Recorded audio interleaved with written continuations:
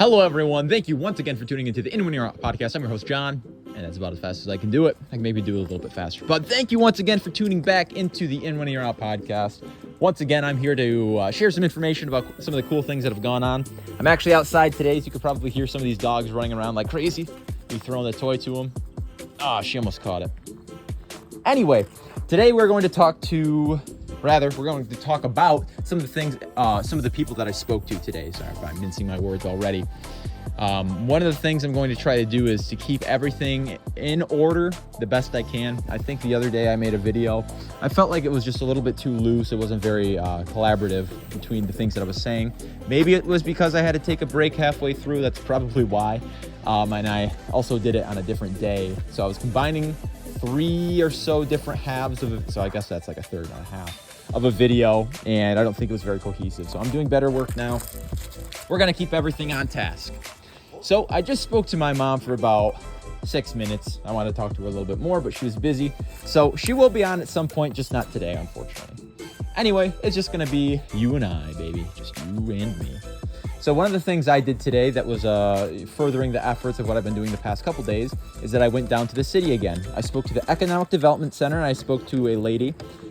Again, we're not giving names or we're not giving specifics simply because, one, I want to make sure that these people are protected, that any of the information because mind you, I'm not sure if everybody's very familiar with my podcast here at In One Ear Out, but just as well, they don't know that some of the information that they're sharing with me does make its way to your guys' ears, and onto you put anything on the internet, expect it to be there forever. So that's why we're just being very careful with the information. So I went to the city today, the Economic Development Center. If the lady who was there today is watching this, just know that I wasn't there to cause any trouble. I don't think I caused any trouble anyway, but regardless. So with all of that in mind, what I'm going to share now is exactly what happened. So I had gotten into the elevator, gotten to the correct floor, gotten off, and then went in and spoke to the secretary of the Economic Development Center for only a couple seconds before the lady that I needed to speak to arrived, and I got to share some of the information. Now, I was a bit disappointed because I had hoped that on Friday, when I met with the city councilman and I met with the individual from the city clerk's office, that all the information relevant to what we were saying, everything that I had said, all the things that they had written down, taken notes for, was going to be communicated and passed along to the correct people.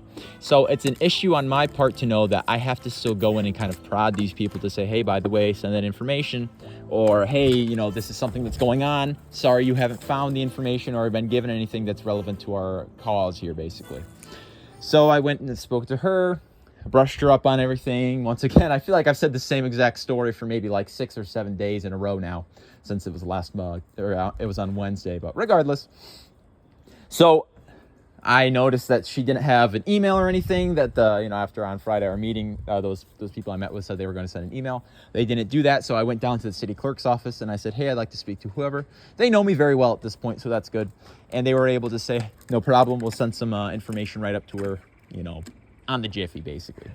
So that was good.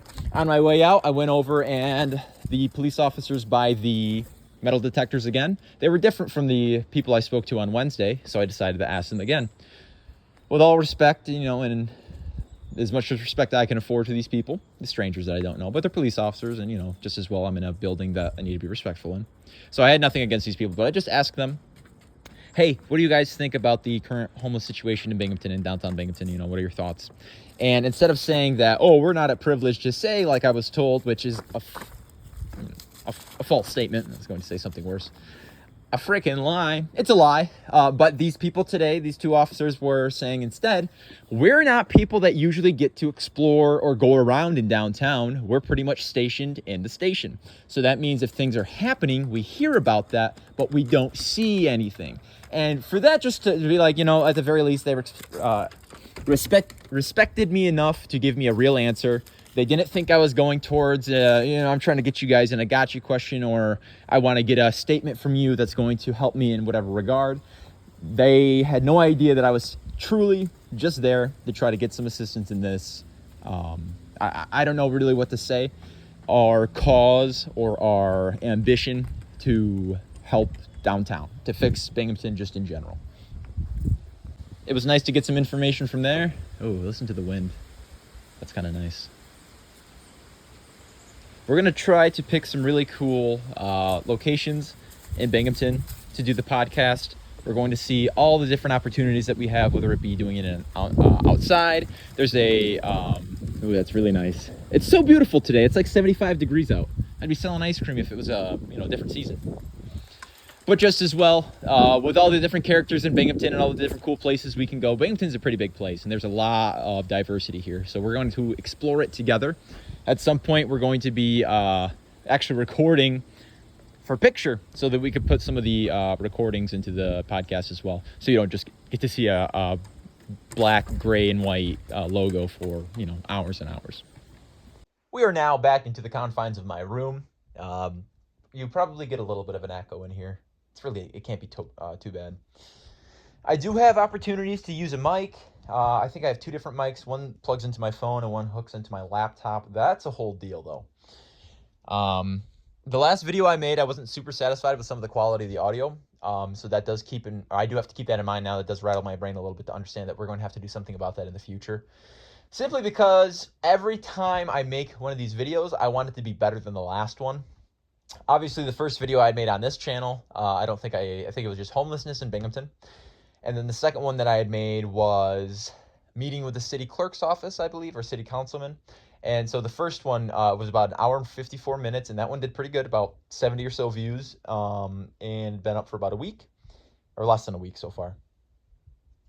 But then the one that I made on Friday, did not do as good, maybe about 20 views. And that was less than an hour. That was maybe about 56 or 55 minutes or so. I can't say with certainty. I think it was about 54 minutes actually.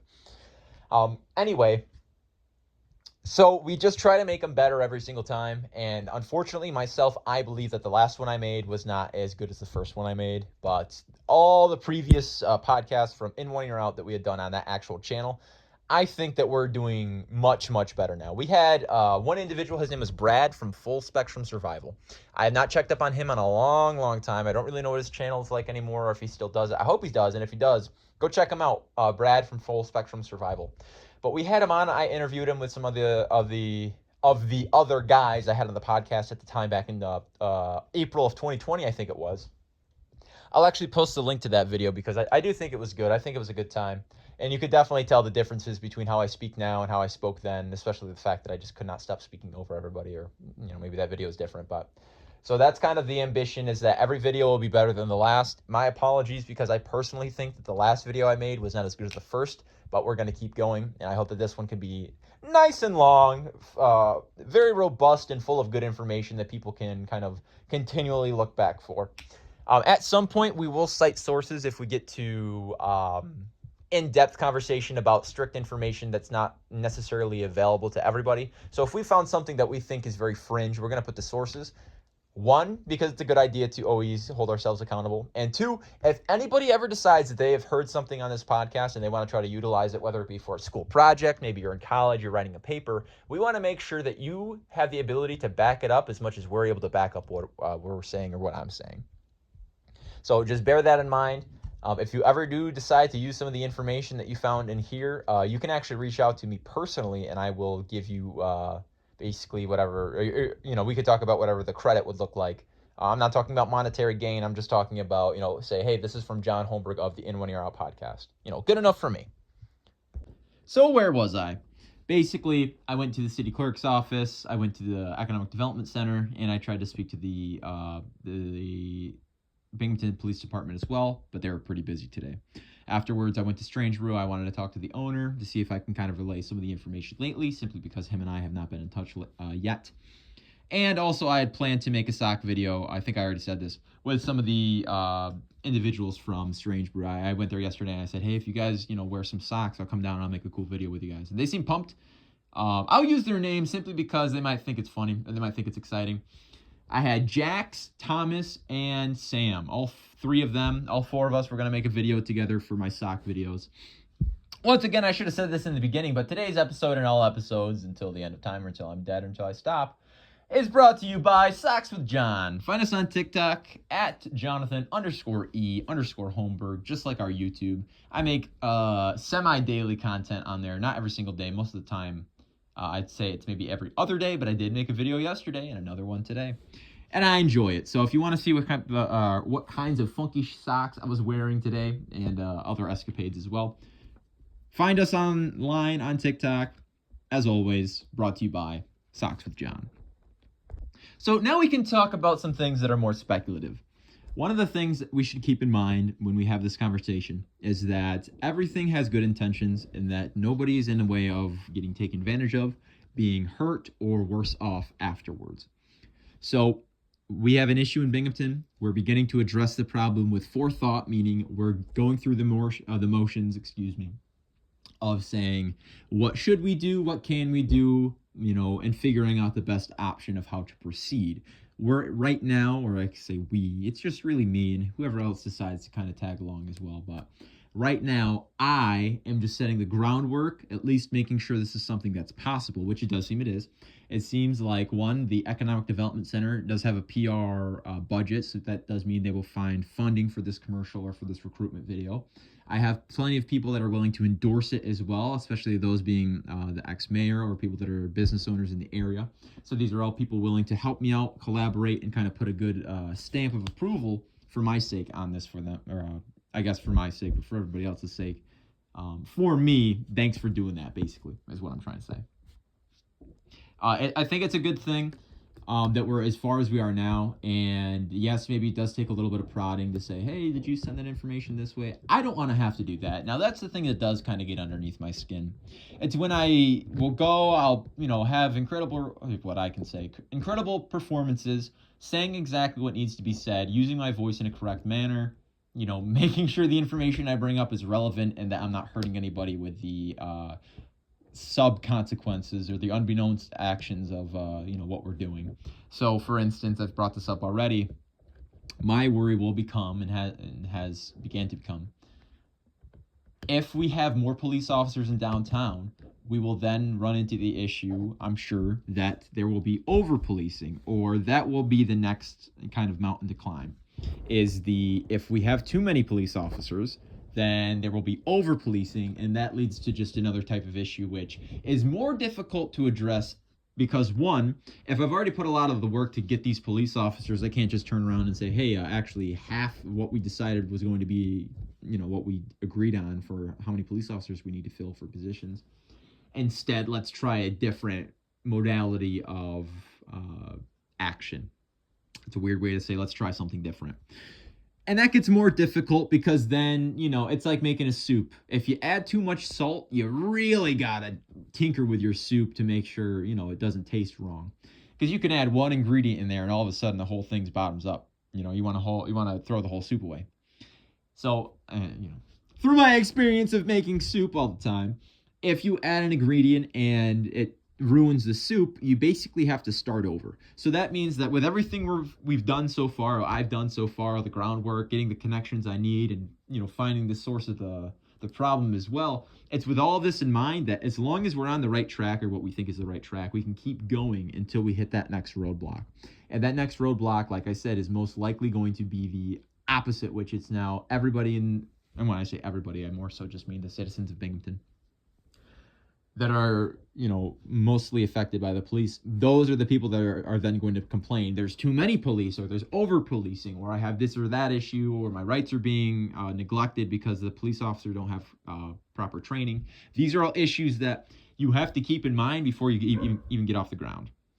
The damn dog. But what I was going to say, the only problem I have with everything outside of just having to wait a while and things take a while is that I have to prod people. I don't need to go down there on a daily basis and say, how are things, going? How have the emails been received? Has everybody been given the same amount of information? Is everybody on the same page now?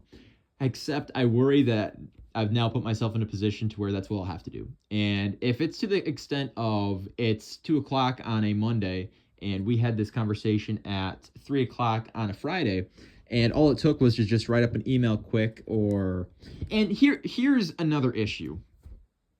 And it's in the same vein. So if I have to be the person to really 100% do all of this, meaning it's not just, hey, I have this idea, let's see what we can do. Okay, sure. Speaking of the cities have, let me find what we need to kind of get the ball rolling. That's what the city should do. But instead, it's the, okay, John, what kind of ideas do you have? And I say this or this or this, and they say, oh, that's great. It's like, okay, allocate some resources, and then my ideas can become a reality, and we can see some real change, right? But the thing is, if I have to be there every step of the way, it's going to take a long time, because I can't be there every single step of the way. Because my expectation of them is that when we have conversations, the relevant information is dispersed to the people that are supposed to be either in the loop or that we've had in the conversation. So if half of the conversation we're talking about a recruitment video to get more police officers into the academy, so then we can start policing and enforcing the laws correctly as they need to be. For half of the conversation, if we're talking about this recruitment video, this commercial, this idea for a video, and we talk about the funding that the Economic Development Center has, and that they have their own PR department, and so they already have a lot of things relevant to this. So in a way to say, everything's set. We just got to act on it. So if they already have the money, we just have to make the commercial. So am I going to have to storyboard the commercial? Am I going to have to star in the commercial? Am I going to have to speak, write scripts? Am I going to have to find the lighting? Am I going to have to find the photographers? Am I going to have to get the news sources? My worry has become all of those answers, maybe yes. I had ambitions in the beginning of this year to actually do a commercial for downtown, because I knew it would probably do pretty well. I brought it up to the city as well. I had some other occasions where I spoke to the city council, and they had actually asked me in the meeting. Mind you, this was back sometime this summer. All the all the street vendors, the pushcart vendors, were in a meeting together. I think there was like 5 of us. We met with the city and city council because they were changing the laws and they directly affected us. It was a very productive meeting. However, one of the things that I had suggested at the end was, I think it would be great if we can get a commercial. We get all these people collaborating. You can get like your 5 seconds of, this is me, this is my business, this is where we are. Thanks so much. On to the next people, yada, yada, yada. I had just gone on a tangent about how I thought the commercial was going to go, just for an example. And I did use some names, so I'm re-recording this simply because there's no need for that. So say, for example, I got the business owners and I got them to get in the commercial, that would be great. However, my fear with this was, there's no point, or we're going to waste a lot of money and time coordinating, spending money on this commercial and then filming the commercial for people to come downtown and just be harassed by homeless people. So now all this time, energy, and money, the 3 resources that you can never have enough of, it seems. We did something. It was supposed to have a desired result, except the fallout from that is that people are coming downtown, getting harassed, and now they never want to come back downtown.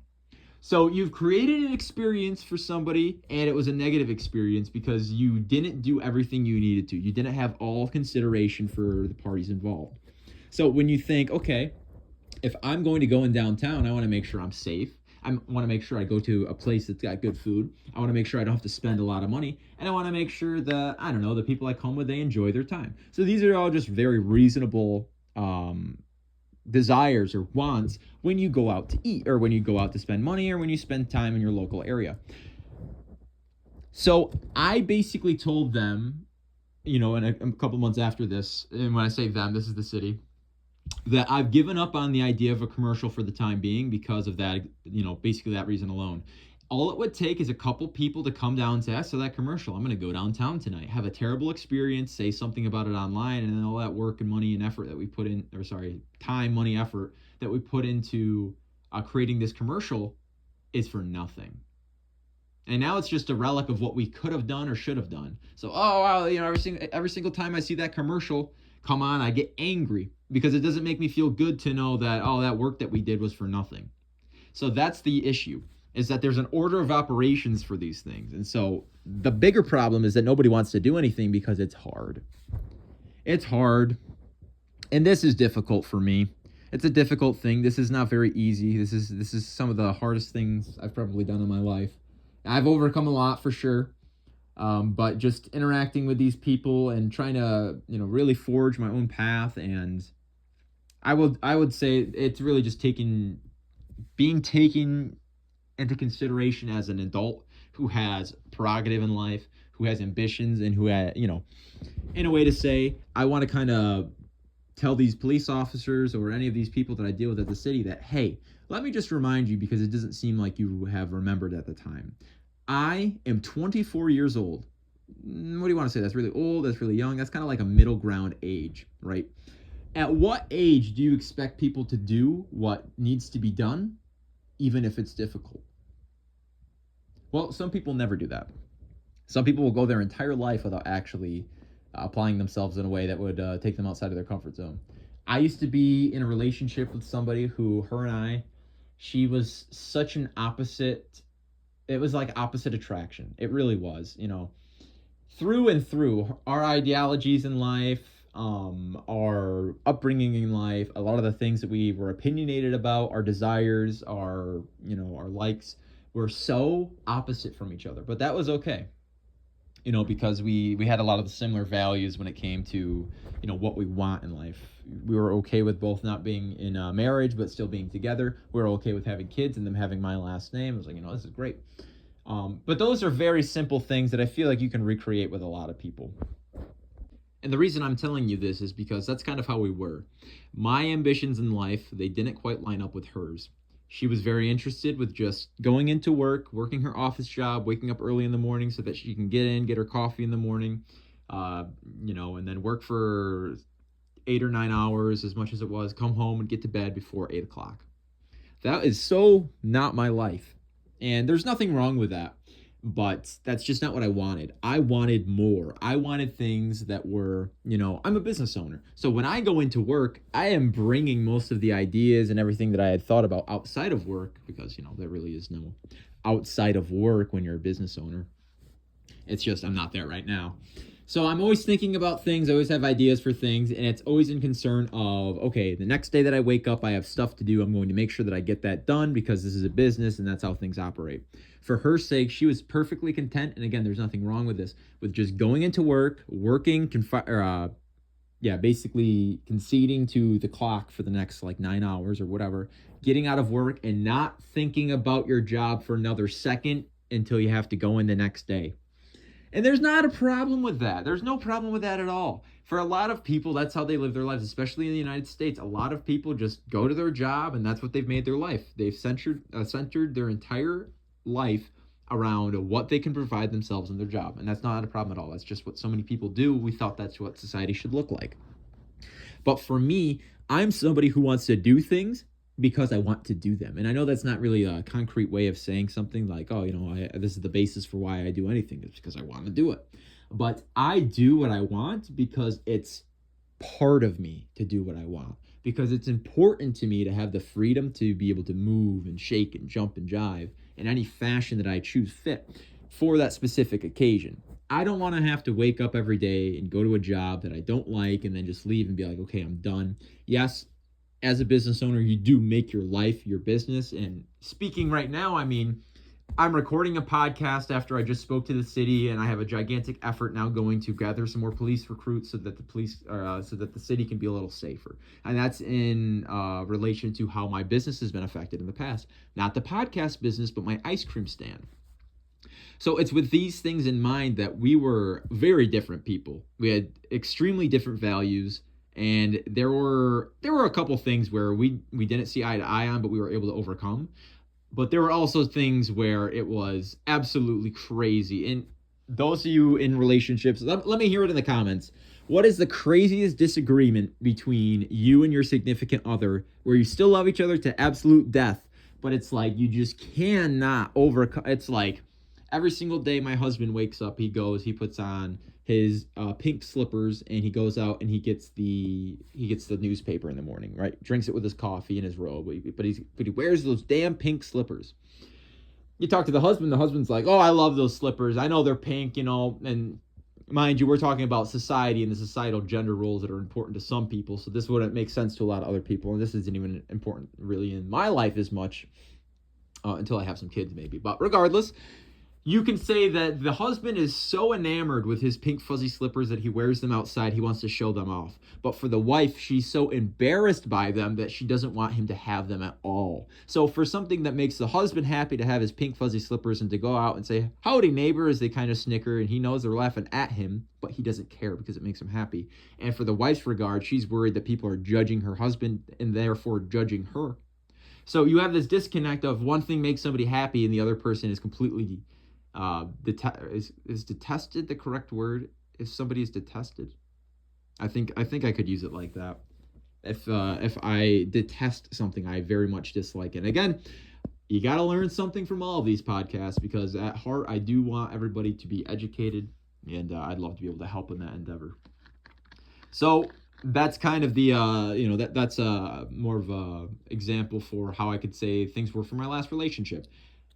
Except instead of pink fuzzy slippers, she loved Baby Yoda, and we were together like right when Baby Yoda got really popular. I think like The Mandalorian came out 2021 or 2020, and I think we started dating in 2020. So I'll put it this way. Oh, I love telling this story sometimes. It's not because it's a good story, but just because it's absolutely true real life. So, excuse me.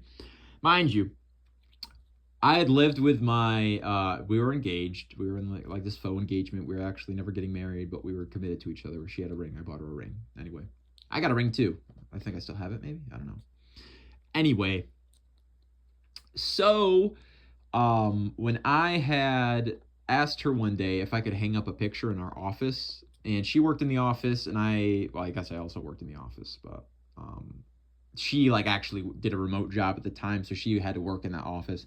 I was working for my mom at the time, so I would like go in and see my mom, or I'd do stuff on my computer. I didn't always need to be in there. She had to be in there because she's a remote worker. It was either that or on her laptop on the couch, and she rarely did that, if I remember correctly.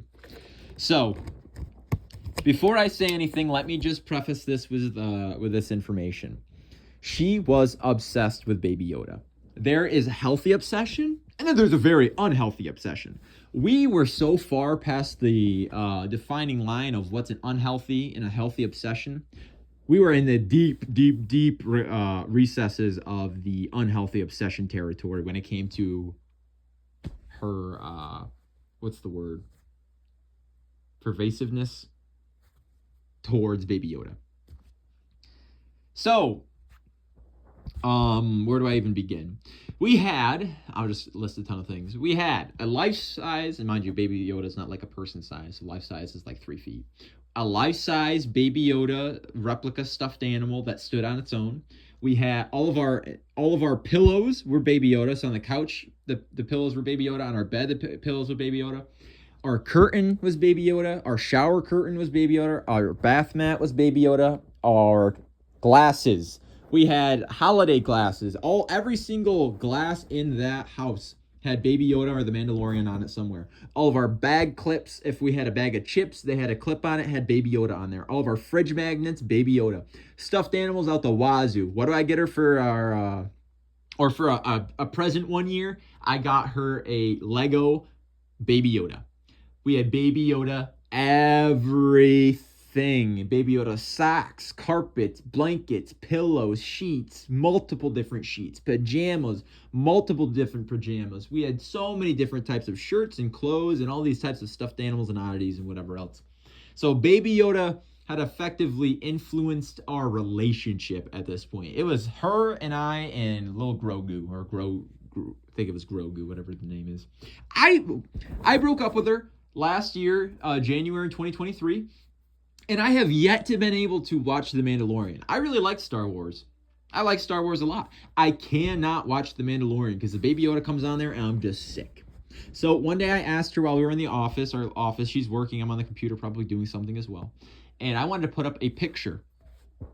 So I asked her, I said, can I hang up this picture? Or rather, I told her, I said, I'm going to put this picture up right here. It was right on the door. So that meant every single time the door was shut, she would see the picture straight across the way. Basically, I had asked her if I could put this picture up, or I did put the picture up, and she was upset. She said, I don't want to have to look at that every single day. And she couldn't tell that I was being kind of an asshole to put it there. I had intention to put it there just because I wanted to decorate, right? But I wanted to do some decorating, right? So I thought it was only fair that I decided where something went for once in the house. And that's what she didn't like. It was like the control aspect. It wasn't really so much, I don't want to see this picture. I think it was a good picture. I got the picture right next to me actually right now. It's literally like a watercolor painting of the Empire State Building and some people at night while it's raining. I think it's a pretty nice picture. You know what, actually? This is the picture right here. Here we go. This is the picture. I put this on my door in our office at my apartment that I had with my ex-girlfriend, and she was upset because she didn't want to look at this picture every single day, right? That's a little crazy. That's a little crazy. It's not a bad picture, right? I mean, you guys can decide for yourselves. But I told her, you don't see that there are so many Baby Yoda, anything. I think I said paraphernalia at the time. You don't see how much Baby Yoda paraphernalia that we have in this house, that basically I should be able to do whatever I want. Because there's no way that I'm laying my head down on some Baby Yoda pillows, wrapped in a Baby Yoda blanket, laying on my Baby Yoda sheets, while I look across the room and all I see is Baby Yoda socks, Baby Yoda underwear, Baby Yoda... I'm going to stop saying the word Baby Yoda. I'm just going to say what it is.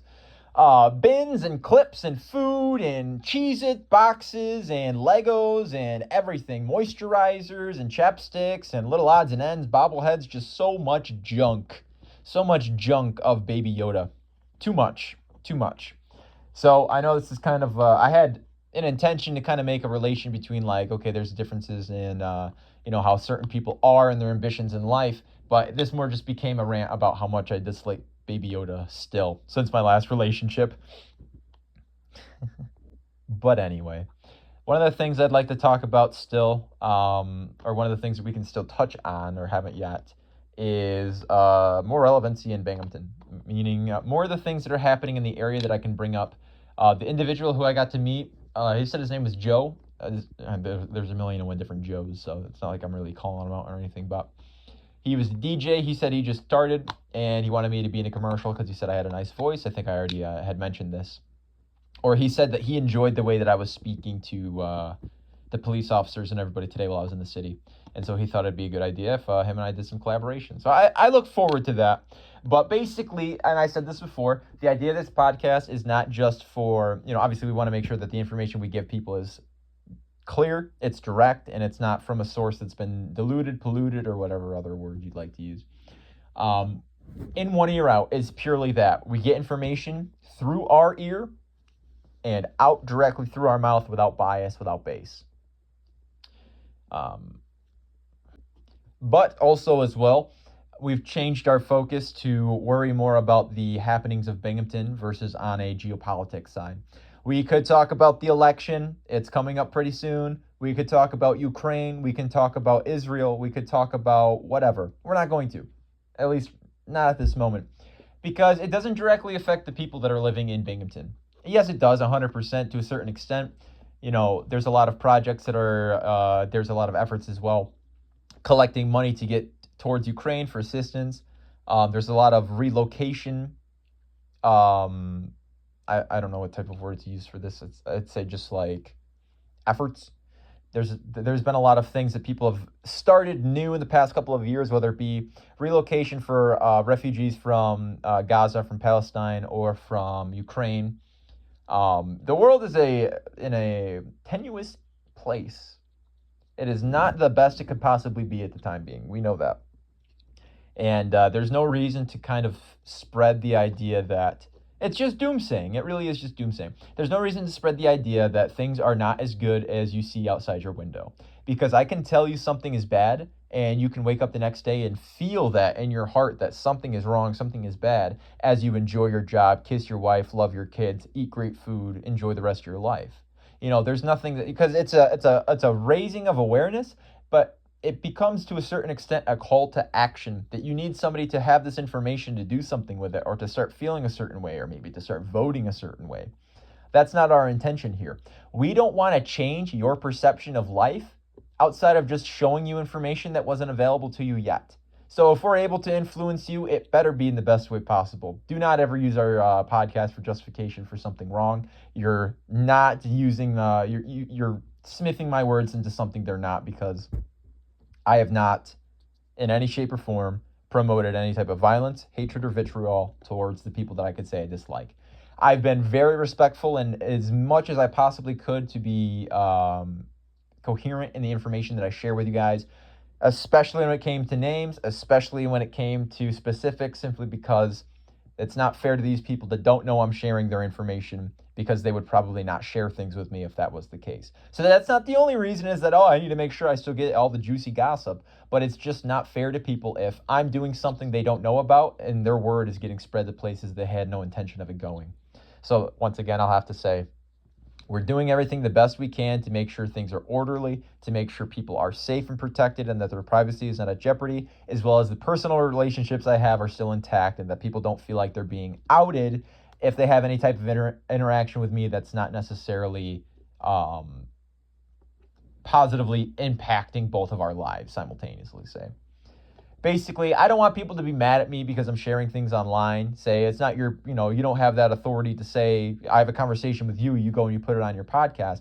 That's why we're so careful with the information we share. That's also why we're so careful with the details strictly pertaining to people's life that I'm happy or delicate, or I feel happy, or I act in a delicate way to make sure that the cross, what's the way to say? None of the wires really get crossed, right? I don't want to use somebody's name because I thought it was just an important thing or to get a little bit more online clout. I use this person's name and they saw it on my podcast and now I don't have a relationship with that person anymore because they were pissed. That's not what I want. I don't think anybody would really want that. So, and, over-explaining myself is also something that I fall into a trap of often. So we're going to try to stop that as well.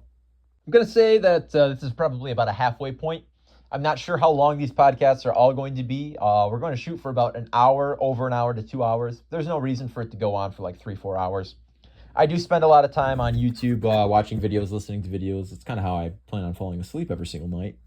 But the idea is that we don't want to go on and on, because I know when I go into my subscription page and I see that somebody had posted a video and they were live for, 11 hours and 55 minutes, which is the max I'm pretty sure you can live stream on YouTube. I'm not watching that video. I have no interest to watch that video because, number one, when it starts, it's not really going to start yet. It's going to start in like a half hour because the first half hour is just stream is starting soon with like an animation. And that's how it goes for a lot of people. And that's also part of the reason why I've been dissuaded from going live, is because I feel like it's a little less personal and we're not really going to be seeing a lot of activity quite yet to where it'd be, to put myself out in a position to say I can only do it on these certain days because those are the best times to go live or whatever. That makes it less accessible to me. I'll be less available, which means I can't make as many podcasts. But next time, I'm going to try to set up an interview with somebody. Whether, again, it'd be my lovely mother, or it be somebody I went to school with, or my business partner, or anybody. Basically, I think it'll work out well. That's usually how a lot of other podcasts will do it. They'll have the guest on. So, you're not necessarily watching a Joe Rogan podcast for Joe Rogan. You're watching it because they had somebody on that you were interested in seeing or hearing from, in a more candid setting. And that's what we'd like to offer to people as well. If somebody wants to come on and they want to say, here's the thing. Not only are we for the advocation of the, what's the way to say, ethical use of information, right? We don't believe in censorship, but we do agree that censorship exists for a reason. So a younger individual stumbles across this podcast today and they say, or they hear that I've said a bad word. I don't know if I've sworn yet, but just brace yourself, here it comes. Shit. So a young person comes on and they hear me say what I said and now they're offended, they're upset in some way. I regard that as... well, I did what I needed to do to appease the YouTube algorithm, and basically I'm not breaking the law in any way. I'm not hurting anybody. It's on you. If you find information that makes you upset, that makes you sad, that makes you angry, that has any type of impact on you negatively, I'm not going to say it's anybody's fault but yourselves. I didn't tell you to go find this information that destroys your entire worldview. For instance, I'm an atheist. When I was 13 years old, I found things on YouTube that were damning enough for me to reconsider my faith. And the more I looked into at least the things that made sense to me at the time, the more I felt like I was swindled out of a real ideology in life, or that I had been lied to for so long. So I made that conclusion by myself, when I was just a young kid, when I was 13. I decided that after being raised as a Christian for 13 years of my life, which still that's more than half of my life so far. I'm only 24 years old. So for the majority of my life, still, I've been a Christian versus I've been myself, or I've been an atheist. To that extent, I felt absolutely terrible. I was crying my eyes out for some times. I was really taken aback, because you have to understand, as the type of person that I am, if I see something and I believe it to be true, I find enough information, and I really get into something that I think this is real, or how can this be if that's the case, right? That's usually how it went for a lot of the contradictions. And again, we're not here to talk about religion really, but just for an example, I saw things online that were evident enough of there not being enough evidence. Yeah. Double negative. I saw things online that shook up my faith enough for me to not have a faith anymore, or to disband all of the human ideologies that exist outside of the non-belief that is atheism. So I just want people to have a good sense of self when they go about their day, to where I'm not influencing them in a negative way, or in a negative regard, to where they can hold me accountable for all the worries and troubles in their life. This is just my forward thinking of, you throw a rock in the water, it's going to hit the bottom of the pond. No, the ripples are going to, dance on the pond for the next 5 minutes. You have to worry about the consequences of your actions. And I feel like there is a disconnect between a lot of people in life these days of what they want and how to get it, because it's the consequences of your actions that determine what your reality becomes. I can say, I want to get to my favorite coffee shop as fast as possible today. Does that mean I'm going to speed down the highway? Does that mean I'm going to cut people off? I'm going to run across the street and not look both ways? I'm going to park in the middle of nowhere? No, because there's a lot of consequences that come to that. You can get arrested for breaking the law, or almost killing people, or you could kill people. Then you'd have to find yourself responsible, and, then I don't need to explain how those things would have to weigh on your conscience, or if you would go to court, that'd take up a lot of your time. So what was the end goal? Was that you wanted your coffee now, which is as soon as possible, or you wanted to hurt people, you wanted to drive them over in your car, or you wanted to get there fast? Because you can have the idea of what you want in life, but then there's the how do you get it, which is the important part. And that's the disconnect for a lot of people. I've learned that in business, is that you might want something and it might even seem like the best idea, best course of action. There's no other way to go about this. But once you put your plan into motion, you start to see, well, this is a problem. And yeah, didn't consider this. That's when you start to run into what I can consider to be the relative life experience, the things that will most likely happen to everybody that lives in, a similar population. Relative life experience, just shit that happens. Things happen. You got a flat tire because you ran over a screw. Is it your fault for running over the screw? End of the day, yeah. Is it your fault for dropping the screw in a construction zone? There shouldn't have been a screw on the ground? No. Are you going to find those people accountable? I'm sure you would like to, but the reality of the situation is that there's a lot more work involved for you to get what you want, simply than just saying, well, I didn't drop the screw on the ground and I didn't push it into my car's tire, so I shouldn't have to pay for the repairs on my car. But that's not how real life works. Even though you can justify it to say, yeah, it's not your fault, you still got to pay. And that's the reality of the situation. That's the reality of life, is that things happen. Most of the time, it's probably not your fault, but because of how you handle it, it becomes your fault. If I'm so pissed about how somebody did something to me and I punch them in the face, and I go to jail, am I going to be mad that they made me so angry that I had to go over and punch them in the face? Well, I'm certain, and I'm sure that there's people that exist that would have a similar idea about things, like, yeah, I can't believe you made me do that. And yeah, you could justify, you can come up with a situation, say if somebody's breaking into your house and you had to do something, I can't believe you made me hurt you. Yeah, sure, there's always a situation you could justify, possibly, to a certain extent. But it's not how you really should be to say, oh, you made me do this. You are the arbiter of your own fate, right? You determine what happens in your life before anybody else. And it's especially coming from an atheist, which is helpful to hear, that you are the determining factor of whether or not your life is good. You as a person. You are also, mind you, allowed to blame other people. This is something that gets me a little tight, because as a business owner, you really can't blame other people. You take full responsibility, because I can't come into work and say my employees failed me. My employees failed me, and so it's their fault. Because at the end of the day, who decided to hire that person? Who gave them the training? Who showed them the resources to use? And who gave them the instruction or the direction? It was you. It was you, Mr. Business Owner. So here's the problem. Because you can blame people and you can say, yeah, it was their fault because I'm not the person who, dropped that ice cream and wasted, that ice cream, because I know what it takes to hang on to an ice cream and I know how to, serve correctly. I'm not going to make that similar mistake. So I can't say it's my fault. It is your fault. It is, because there's always something you can do as a business owner. Whether they needed better training, whether they needed some different type of insight, or whether that was the correct person in your business at all. It's up to you, and it's solely on your person to make those decisions. I can't blame my mom and dad because my employee didn't turn out well. I can't blame that employee's mom and dad because they didn't turn out well. Maybe I can try. I'm sure I could. But at the end of the day, it's my fault when something goes bad. And I've had plenty of opportunities and occasions where things have gone bad and I had nobody else to blame but myself. More recently, I did a Sweet 16 party in Elmira, which from my house is about an hour and a half. And I had to take a U-Haul, and it was governed. So if you drive a governed vehicle, it can't go any faster than the speed they govern it at. They set it at. So it was governed at 70 miles an hour. So I got up there. I was early. I had plenty of time. Things were good. But I had just fired my photographer that day. He was supposed to help me with that event and the event that we had the day after. So, my own fault. I forgot some things.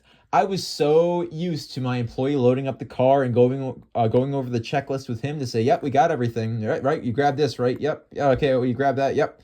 That I had forgotten some of the most important things. I forgot the spatulas I need to use to roll the ice cream. So I'd gotten an hour and a half away from my house, and I was a little early, but I wasn't an hour and a half to 3 hours early, so I couldn't go turn around and come back before the party started.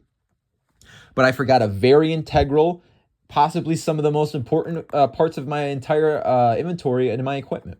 I forgot my spatulas I used to roll the ice cream. There was nothing I can do. I can't go to the store. I ordered those online. There was nothing I could do but go back to my house. That sucked, man. Let me tell you. That was terrible, because you want to go a little faster than 70 miles an hour on these huge highways of just back roads where there's nothing. Because if you've ever driven to Elmira from Binghamton, you know that you go in the middle of nowhere more often than not, you're driving with nobody. There's nobody around you. So you get all the way home and your parents are like, yo, what happened? And I'm like, I forgot something. What'd you forget? The spatulas. They're like, oh my God, well, do you have time to get back there? I was like, oh yeah, I'll be back there around 9 o'clock, basically when the party's over. So I felt terrible. I get back up there and I was so insistent that they didn't pay me the full price, but they were nice enough. They still paid me the full price. I want to give them a half off discount because, they hired me for something. I had given them my resources and saying like, yeah, I'm going to do this 100%. You can count on me. And then I failed. Did I fail because I forgot something and it was on my own, my own fault? 100%. However, could I also say that, well, I'm not so used to loading up my equipment anymore. Usually somebody else does that anymore. So, and that person, I had to fire him today. So it's actually his fault. No, you can't.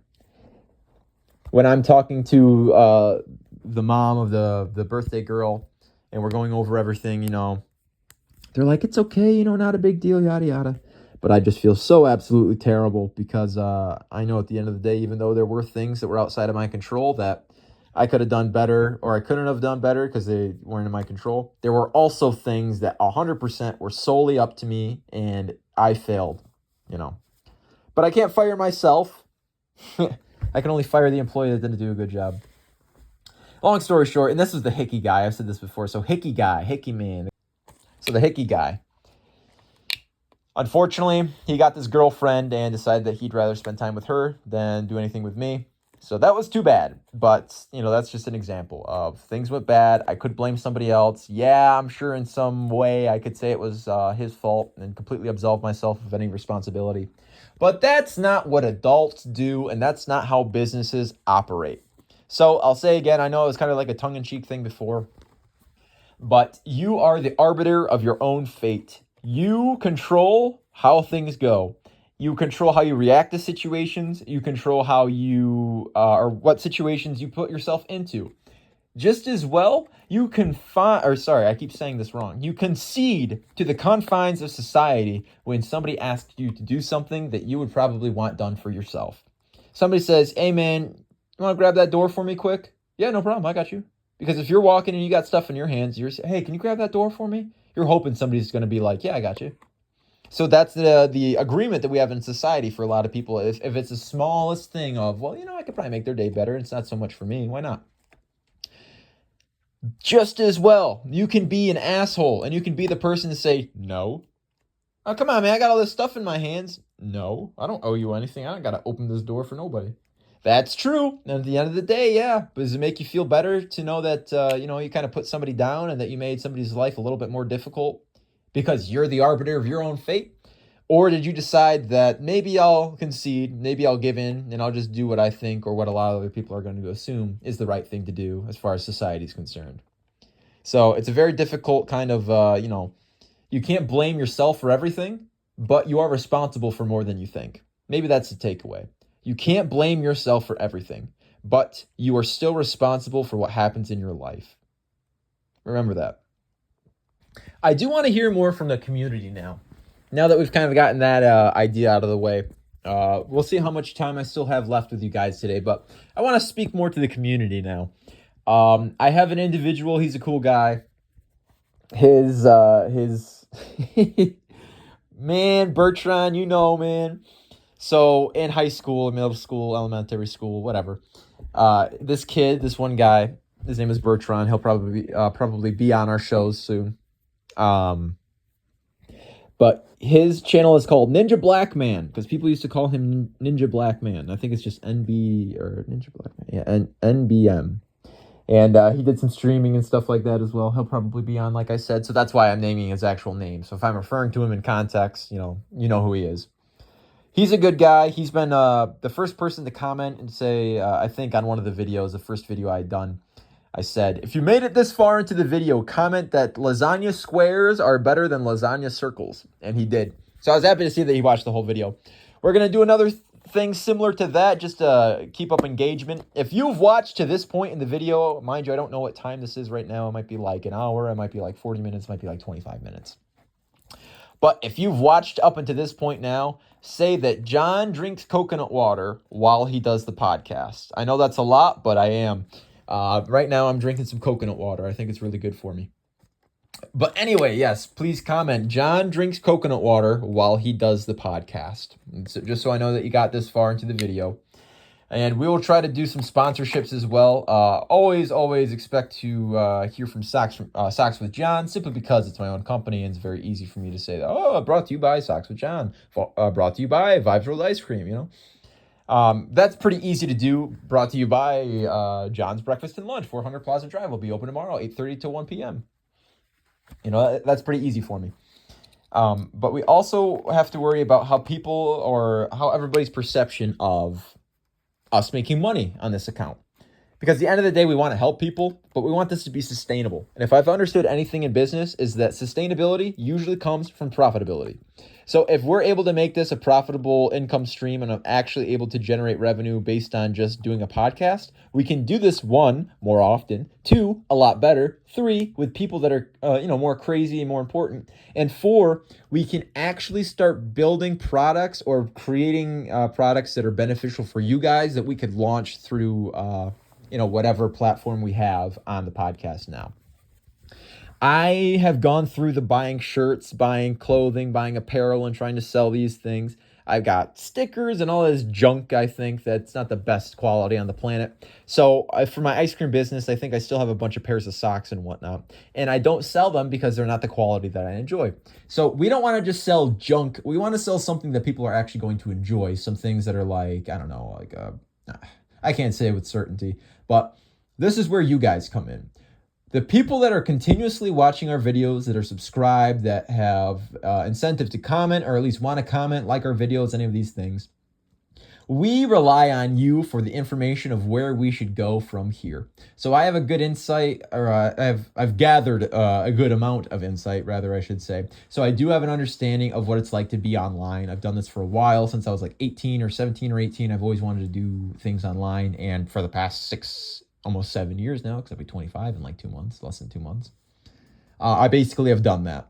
So I'm happy to keep going. And as long as I have people behind me, even if I really don't, I still want to keep going because this is fun for me. I've had a lot of good time. This is basically therapy for me. You know, I get to speak to my camera and people find it interesting. I mean, that works for me, right? Right. I just looked at all the videos that I've done so far for the recording for today, and we're about at an hour. So I am going to wrap this up because I don't want to just keep going on about nonsense. Nonsense. If I have something to say, I'll make sure that we find time for it and that it's got a proper accommodations in context for what I talk about. So it's not just like, oh yeah, by the way, guys, I'm just going to mention this quick and not talk about it again. So we want to give everything the appropriate amount of time that we believe it deserves, and we don't want to rattle on about junk that's not worth it to people because that kind of deteriorates the idea of what we're trying to provide for everybody, right? Quality content. We don't just want gibberish that's going to fill. So that is all for me today, guys. Like I said, I'm John. I will be in Vestal tomorrow, 400 Plaza Drive, Vestal, New York. I'll be there from 8:30 until 1 p.m. selling bagels. I'll do pancakes, grilled cheeses. Maybe we'll have some brownies tomorrow as well. I still got to make some of this stuff, so we'll see what happens. Again, if you want to check out the Instagram, if you want to check out the TikTok, Socks with John, Jonathan _E_Holmberg on TikTok. I've made a video for today. I made one yesterday. I try to post as often as I can, as often as I'm available to, and we'll make another one tomorrow. And those of you that know me more best as the Ice Cream Man, brought to you once again by Vibes Rolled Ice Cream. We don't really have a slogan or a saying, but, best rolled ice cream in the 607. I don't think there's any other rolled ice cream in the 607. So victory by default will do for us. But I do believe that we have some of the best ice cream in the area, probably all the way up till Syracuse. And I say that with certainty because some of these recipes I've refined for over 5 years. But that is all for me today, guys. Thank you once again for tuning into the In When You're Out podcast. I'm your host, John, and I will hopefully see you soon, whether that be tomorrow or sooner than the end of the week. For now, adios, mis muchachos grandes. I love you much, and I'll see you again very soon. Peace out.